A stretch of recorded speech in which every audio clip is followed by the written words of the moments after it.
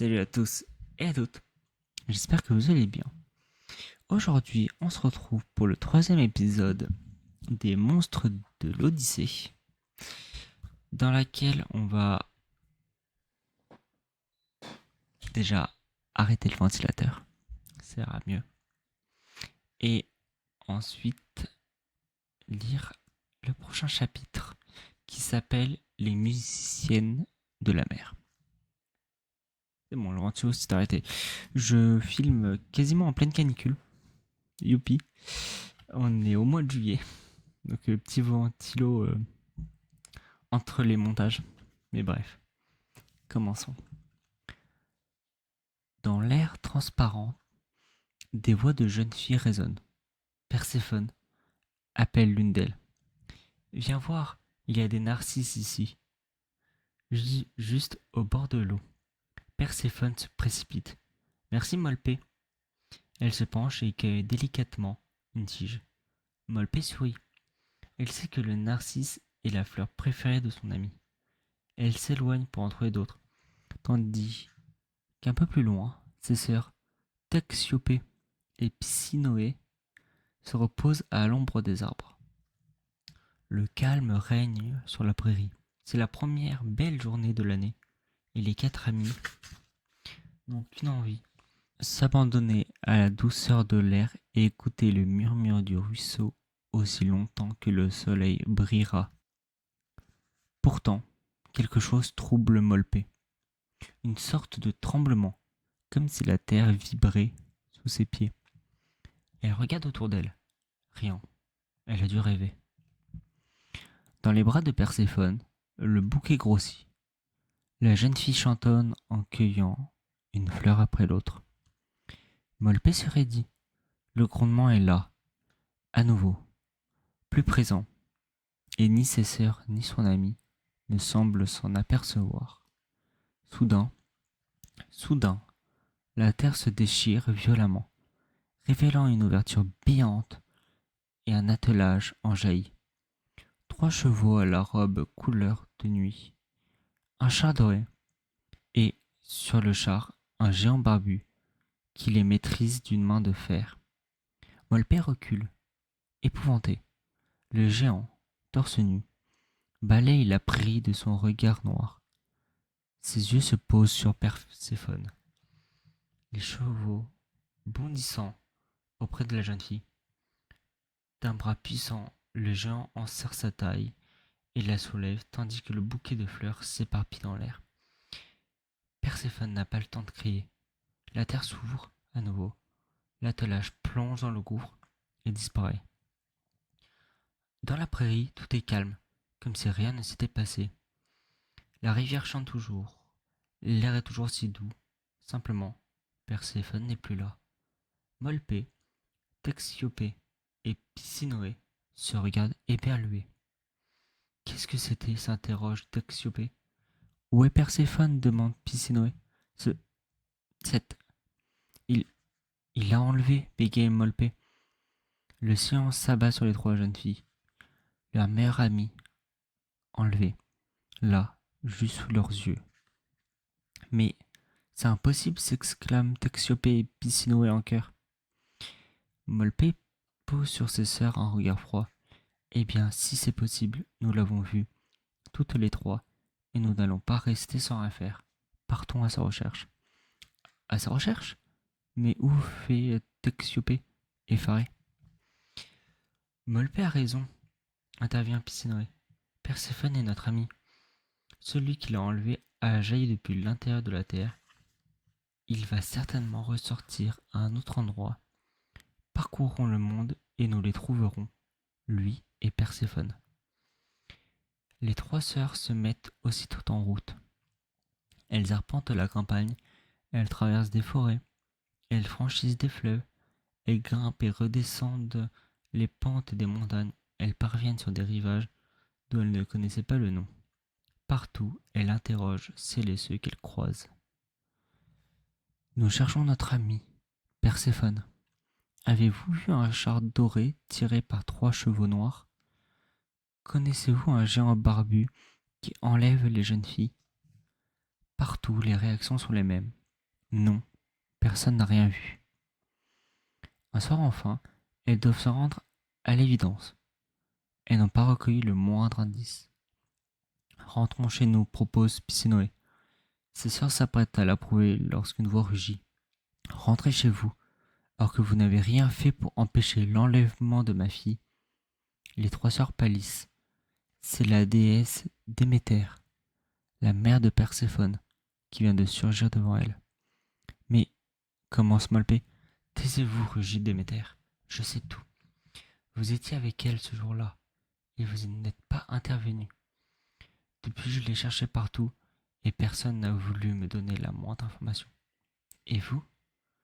Molpé voudrait l'interrompre, expliquer que tout allait si vite, et qu'elles aussi, elles ont cherché Perséphone sans relâche.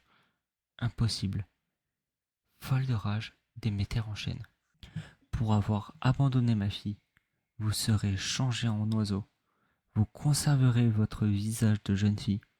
Pour que tout le monde sache qui vous étiez, je vous laisse aussi votre voix. Les trois sœurs n'ont pas le temps de réaliser ce qui leur arrive. En quelques instants, leur corps se transforme. Leur peau commence à fourmiller, ce sont les plumes qui poussent. Leurs jambes se recroquevillent. Les voilà munies de pattes griffues. Leurs bras n'existent plus. Des ailes les ont remplacés. Mais Déméter n'en a pas terminé. Elle lance. Vous vivriez désormais sur des rochers au milieu de la mer. Vos chants attireront les marins. Ils ne pourront résister. Et leurs navires viendront s'écraser sur les récifs de votre île. Et prenez garde. Si alors que vous chantez, un bateau passe auprès de vous sans s'arrêter, vous mourrez. Les paroles de la déesse transpercent les oreilles des trois sœurs. Allez, poursuit Déméter, disparaissez hors de ma vue. Affolées, les trois jeunes filles battent maladroitement des ailes et courent sur le sol. Enfin, elles décollent l'une après l'autre. Elles n'ont qu'une idée, fuir la colère de la déesse. Elles s'élèvent dans les airs et sentent elles s'élèvent dans les airs et sentent le vent qui les porte. Elles jettent un coup d'œil vers la terre. Elles sont déjà si haut. Le vertige les prend et elles battent des ailes de plus en plus vite. Ils volent. Elles volent sans relâche. Les voici au-dessus de la mer. Aussi loin que porte le regard, elles ne voient que les flots qui se balancent inlassablement. Elles sont épuisées. Lorsqu'enfin un îlot apparaît sur l'horizon, elles perdent alors de l'altitude et atterrissent tant bien que mal sur les rochers du rivage. La nuit descend. Texiopée éclate en sanglots, puis Piscinoé, puis Molpé. Elles se serrent les unes contre les autres et pleurent longtemps. Bientôt, l'obscurité est complète et elles finissent par s'endormir, leurs plumes entremêlées. Au matin, elles prennent conscience de l'horreur de la situation. Déméter ne reviendra pas sur sa décision, murmure Piscinoé. Nous sommes condamnés à rester ici, gémit Texiopée. Molpé ne dit rien. Elle contemple la mer, déserte. Les jours passent. Les trois sœurs apprennent à pêcher des poissons pour se nourrir. Elles observent la mer qui miroite à l'horizon. Parfois un bateau passe au loin et elles frissonnent. Elles n'ont pas oublié la terrible malédiction de Déméter. Et aucune d'elles n'ose chanter. D'ailleurs, elles n'en ont guère envie. Un matin, cependant, Piscinoé se surprend à fredonner. Tais-toi, lui ordonnent ses sœurs. As-tu oublié les paroles de la déesse? Veux-tu que tes chants attirent un navire sans oisif? Piscinoé baisse la tête. Je m'ennuie, se plaint-elle. Texiopée et Molpé se détournent. Elle aussi s'ennuie. Chanter les distrairait. Elles adorent ça. Et tout le monde s'est toujours accordé pour dire qu'elles avaient les plus belles voix du monde. Un après-midi, elles n'y tiennent plus. Leur voix gracieuse monte au-dessus des flots et résonne sur les vagues. Loin là-bas, un marin entend leur chant. Impossible de résister. Le vent gonfle les ailes de sa barque qui se précipite vers l'île. Avant qu'elles aient réalisé le désastre, l'irréparable se produit. Le bateau s'écrase sur les rochers. Les trois sœurs se regardent, consternées. Le marin est mort. C'est ainsi que naît la légende. Il y a des sirènes au milieu de la mer. Raconte-t-on, il ne faut pas s'en approcher. Leur chant attire les hommes. Ils sont tellement emboutés qu'ils finissent par se jeter à l'eau. Alors, les sirènes les dévorent. Les trois sœurs ont renoncé à lutter contre la malédiction de Déméter. Elles chantent à perdre haleine. Et tant pis pour ceux qui viennent mourir sur leurs îles. Les os de ces malheureux s'entassent et blanchissent au soleil. Et la légende grandit. C'est alors qu'un certain Ulysse arrive dans les parages. Voilà longtemps qu'il essaie de rentrer chez lui avec l'unique bateau qui lui reste. Heureusement, il a rencontré Circé la magicienne, et Circé lui a dit ce qu'il devait faire quand son bateau approcherait de l'île des sirènes. Jamais les trois sœurs n'ont aussi bien chanté que ce jour-là. Leur voix claque sur les flots et le vent les emporte jusqu'au bateau qu'elles guettent de leurs yeux perçants. Sur un navire, Ulysse suit à la lettre les conseils de Circé. Au moment où le vent tombe, il ordonne d'amener les voiles. Puis il s'empare d'un grand gâteau de cire, le coupe en morceaux, qu'il écrase pour les transformer en boulettes. Il passe de marin en marin et font des boulettes dans toutes les oreilles. Au dernier, il ordonne: attachez-moi solidement au mât de notre navire. Serrez la corde autant que vous pourrez, et quand vous aurez terminé, donnez encore un tour de corde, puis bouchez vos oreilles avec cette cire. Empoignez vos rames et ramez. Quoi qu'il arrive, ne vous arrêtez pas. Et surtout, n'ôtez pas la cire de vos oreilles. Ces marins suivent ces instructions à la lettre. Quand le navire parvient à portée de voix des sirènes, seul Ulysse peut encore entendre. Alors, les chants de sirènes lui parviennent. Viens ici, Ulysse. Rejoins-nous. Nous savons quel grand héros tu es. Arrête ton navire. Jamais aucun bateau n'a passé notre rivage sans nous écouter. Tu ne le regretteras pas. Tu t'en iras content et riche de connaissances. Nous chanterons pour toi. Nous te parlerons de Troie et des dieux et de tout ce qui se passe sur la terre.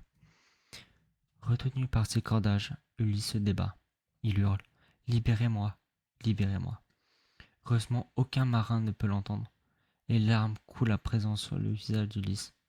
La voix des trois sœurs est si belle, si douce, tout son corps est douloureux. Il maudit Circé la magicienne, il maudit ses compagnons, il maudit la corde qui meurtrit son corps. Il oublie qu'il a lui-même donné des ordres pour être ainsi retenu. Il oublie ce qui l'attend si jamais il obéit au chant des sirènes. Celui-ci se fait plus pressant, et le cœur d'Ulysse s'affole dans sa poitrine, tandis que le bateau s'éloigne inexorablement sous les puissants coups de rame des marins. La voix des sirènes s'estompe puis disparaît. La tête d'Ulysse retombe sur sa poitrine, son corps est couvert de sueur.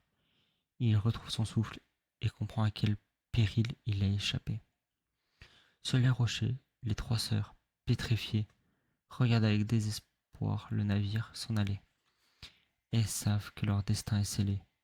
C'est alors que la malédiction de Déméter s'accomplit. Une grande vague arrive du fond de l'horizon et balaye les récifs. Quand elle se retire, tout a disparu, les sirènes et les os des marins imprudents. L'île où les trois sœurs ont trouvé refuge est redevenue comme les autres. Les marins ne craindront plus de s'en approcher, mais jamais ils n'oublieront la légende des sirènes. Et Ulysse? Ulysse poursuit sa route vers d'autres aventures, sur la mer infinie qui danse dans les rayons du soleil. Voilà pour cette histoire des sirènes. Très sympa. Je savais pas du tout que c'était des oiseaux à la base. Je sais pas si c'est parce que l'autrice a voulu écrire de cette manière-là. Mais en tout cas, très, très intéressant. C'est la première fois, je pense, que je lis des histoires de mythologie. J'en avais lu, j'en avais entendu plutôt, mais jamais, j'avais jamais lu ce bouquin en tout cas, ni de bouquin d'Homère ou autre. Donc c'est cool. Pour la pour le prochain épisode plutôt, ça sera La Boyeuse de la mer. Voilà. Et on aura fini ce petit livre qui est donc Les monstres de l'Odyssée. Et je pense, au vu de comment se passent les tournages, tout ça, on partira sur ce petit livre-là. Alors c'est un petit livre, je ne sais pas du tout s'il est intéressant. Il contient pas mal de chapitres assez courts qui peuvent bien marcher pour des vidéos de 20 minutes. Plusieurs vidéos de 20 minutes. Je dirais 3 chapitres, je dirais. Il y en a 9. 3 chapitres par vidéo. Ça te fait donc 3 vidéos, ce qui est plutôt bien. Donc voilà, je pense qu'on fera ça. Donc on lira ça à partir de la semaine d'après. Je crois, si mes calculs sont bons. Cette vidéo est censée sortir un lundi. La Boyeuse des mers, ça arrivera jeudi. Et donc à partir de lundi prochain, ce sera cette vidéo-là. Voilà, voilà. Merci à tous d'avoir regardé cette petite vidéo. J'espère qu'elle vous a plu. Moi, je vous dis à tous et à tous, à très bientôt. Faites de beaux rêves. Reposez-vous bien. Et surtout, surtout n'oubliez pas, gardez le sourire. À très bientôt.